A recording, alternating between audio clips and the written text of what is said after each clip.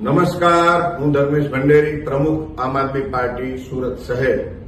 સુરત શહેર જે આપણા ગૃહમંત્રીનું હોમટાઉન કહેવાય, સુરત શહેરનો ઉધના વિસ્તાર, કેન્દ્રીય મંત્રીનો મતક્ષેત્રીય વિસ્તાર, જ્યાં ગઈકાલે રાત્રે ભાજપના એક યુવા નેતા જય દલાલની સરેઆમ હત્યા થઈ ગઈ.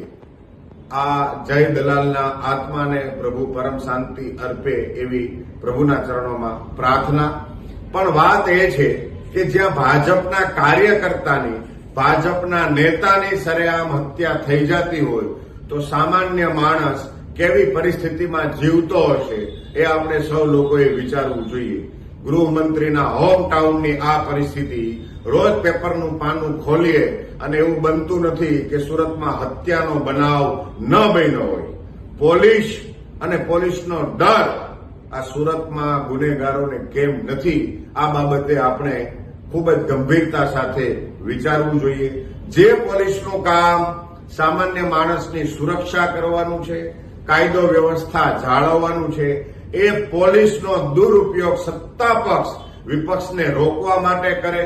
આઈબી ઇન્ટેલિજન્સ બ્યુરો એનું કામ છે શાંતિપૂર્વક, કોઈને ખબર ન પડે એ રીતે આખા શહેરની અથવા સમાજ વ્યવસ્થાની અંદર ક્યાંય પણ કાયદા બાબતમાં અવ્યવસ્થા ન સર્જાય. ક્યાંય કાયદો અવ્યવસ્થા સર્જાતી હોય તો એનું ધ્યાન રાખવાની જવાબદારી આઈબીની છે. પણ આ પોલીસ અને આઈબીને સરકારે પોતાની સત્તા સાચવવા માટે માત્ર દુરુપયોગ કરેલો છે. વિપક્ષને દબાવવા માટે વિપક્ષ શું કામ કરે છે, વિપક્ષના નેતાઓને દબોચવાનું કામ પોલીસને જ્યારે પ્રાથમિકતા સાથે આપવામાં આવે છે ત્યારે કાયદો વ્યવસ્થા કથળેલો બને છે. અને એનું ઉદાહરણ છે ઉધના વિસ્તારની અંદર ભાજપના એક કાર્યકર્તાની હત્યા. સુરતમાં ગુનેગારો છાકટા થયા છે. ગુનેગારોમાં પોલીસનો કોઈ ડર નથી રહ્યો. પોલીસનો ડર સામાન્ય માણસમાં વધી ગયો, પણ ગુનેગારો ખુલ્લેઆમ ફરે છે.